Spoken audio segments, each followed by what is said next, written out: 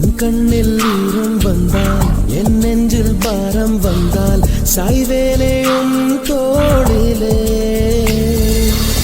கண்ணீரே கூடாதென்றும் என் பிள்ளை வாடாதென்றும் சொல்வாயே அண்ணாலிலே இனி ஒரு ஜன்மம் எடுத்து வந்தாலும் உன் மகனாகும் வரம் தருவாய் உன் வீட்டு சின்ன குயில்